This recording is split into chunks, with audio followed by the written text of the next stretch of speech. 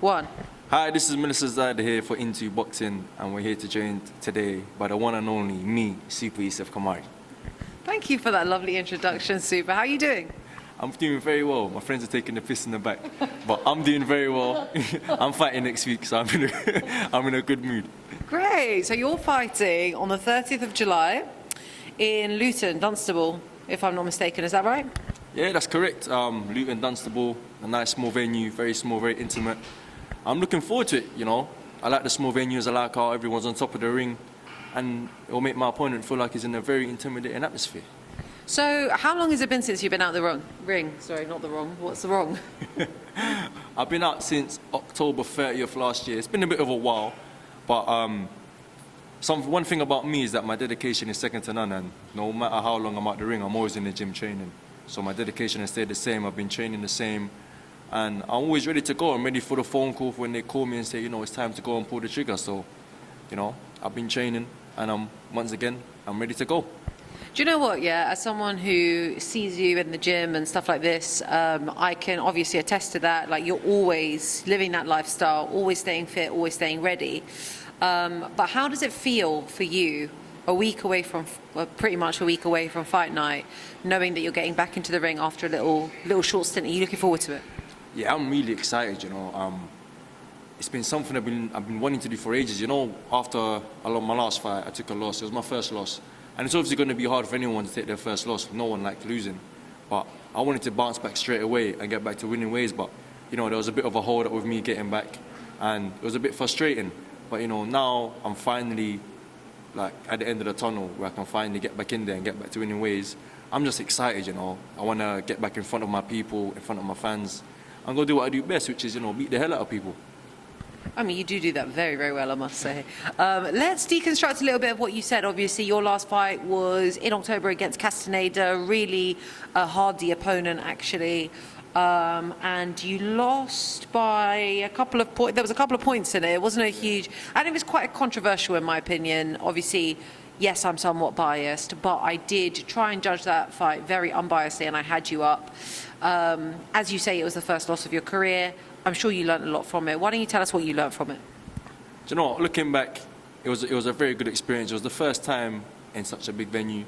And, you know, it was just a big experience and a big stepping stone, you could say, for me, because starting boxing, those are the kind of fights you dream to be in. You dream to fight in a place like 021 on a big platform at the Zone and Matchroom. So it was a big stepping stone for me to tick it off my list and say, you know, I've finally done it.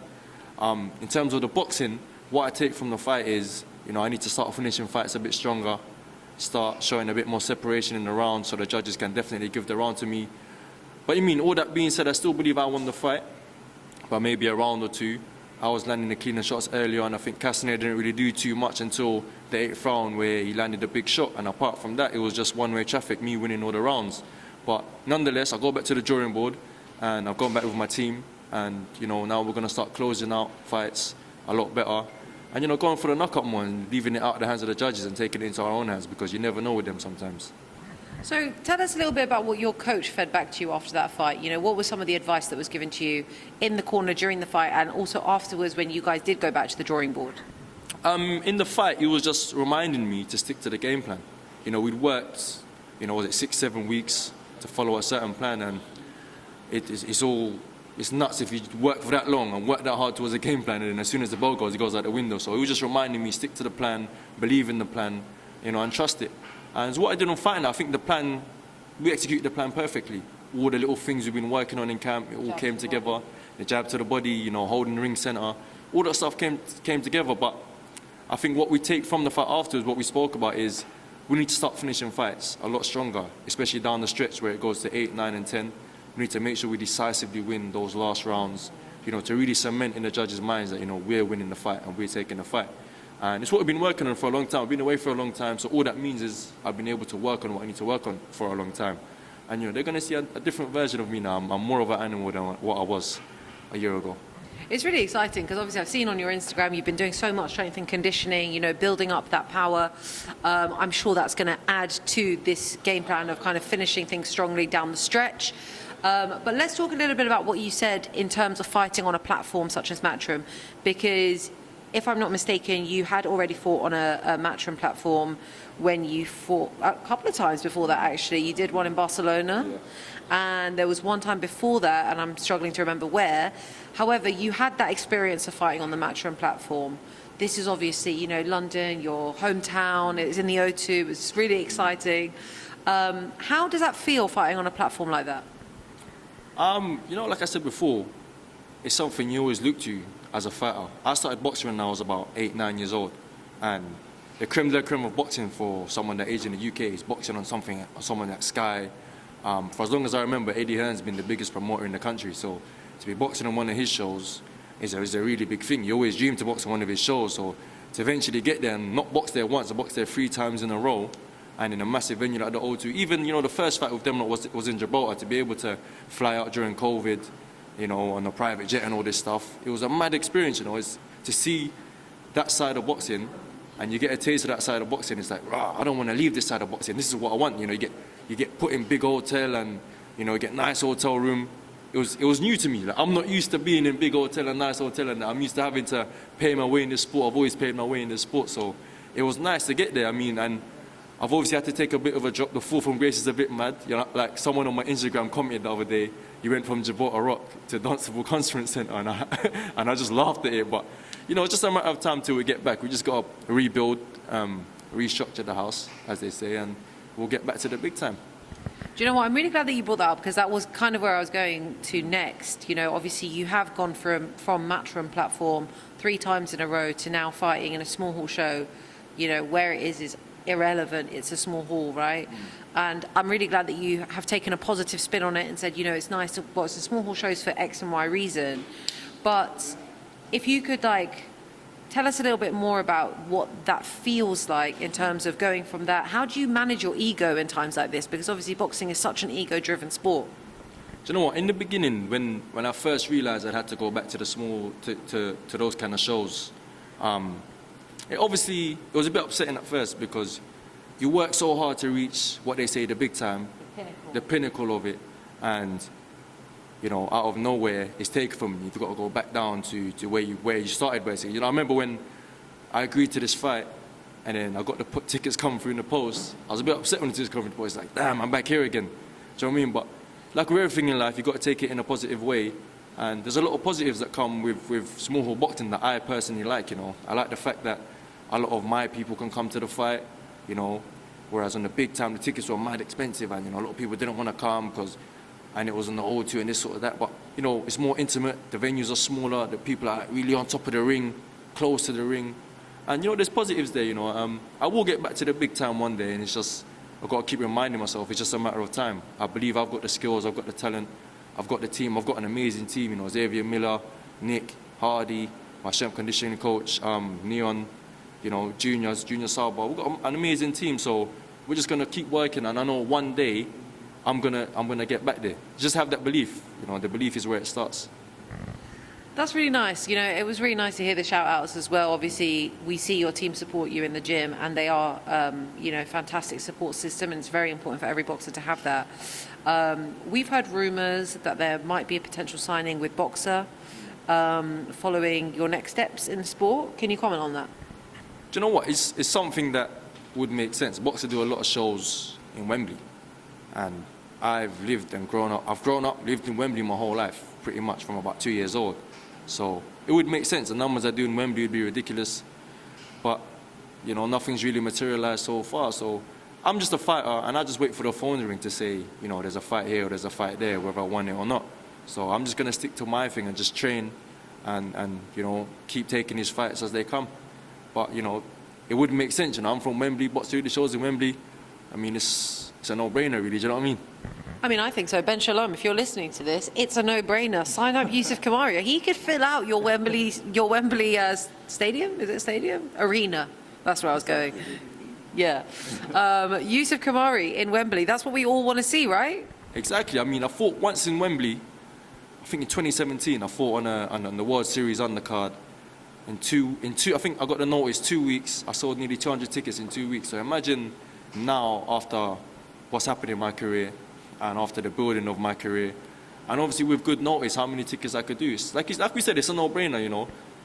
let's be real, them Wembley shows ain't getting sold out. If you need them Wembley shows sold out, I'm the man. Ben Shalom, there's money to be made here, my friend. Let's go. Let's sign up Youssef Khoumari. So obviously you're managed by Diddy and White. Is that still in place?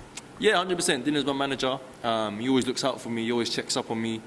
He's been a positive influence from when I first met him, from before he was my manager anyway. You know, he's been helping me out from the start. And, you know, I can't be grateful because I can't be more grateful for him because he has given, without him, I wouldn't have the opportunities I would have had, which was, you know, fighting in Gibraltar, fighting in Spain, fighting at the O2. It's all down to him and the management team. So, like I said, I'm grateful to them and, you know, excited for what opportunities they bring me in the future.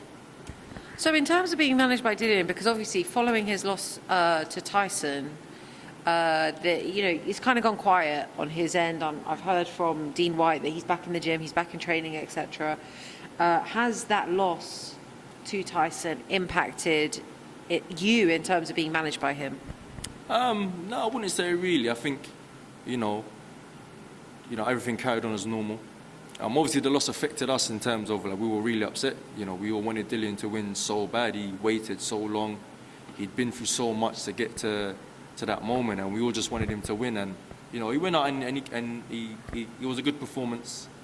And he really gave it his 100%. I saw him in the camp give 100%, and he couldn't have given any more.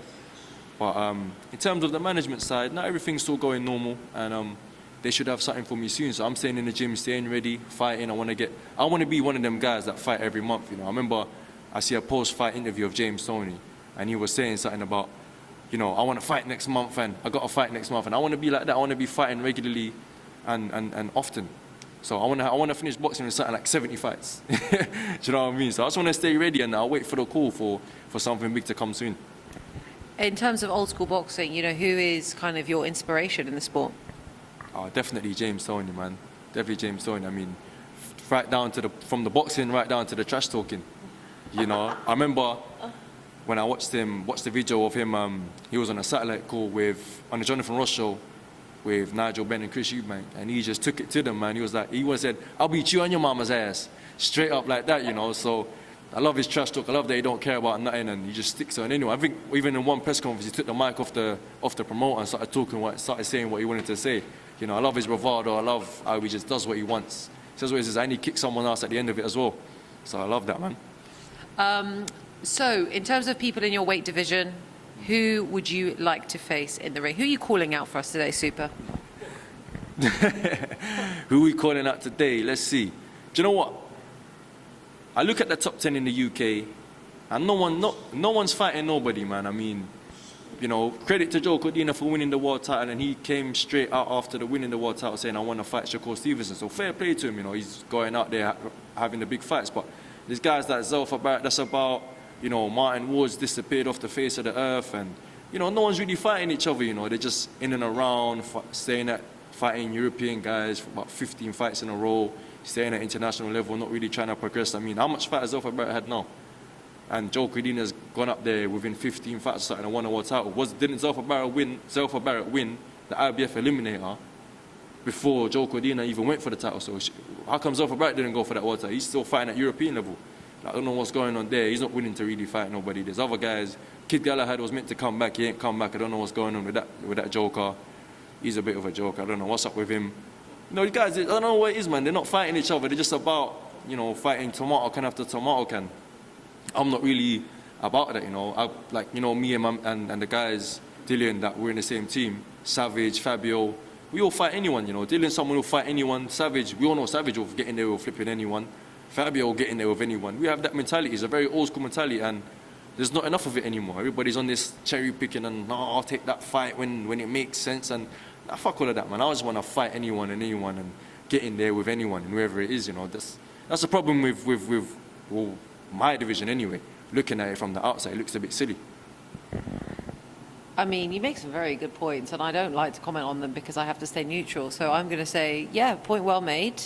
In terms of your fight next week, how is that fight going to end? What are the fans? What will the fans see? Do you know what? I'm just going to be honest, and everyone needs to get there early because they don't pay me for overtime, and I'm trying to get out of there quick and easy. I know I ain't been in the ring for long, for a while, but I'm not trying to be in there for long. I'm just trying to knock the guy out, and, you know, go in with him and go and have a donut or a Tiger Bay or something and enjoy the rest of my night. I'm not really trying to be in the ring for too long. So get there earlier, you might miss it.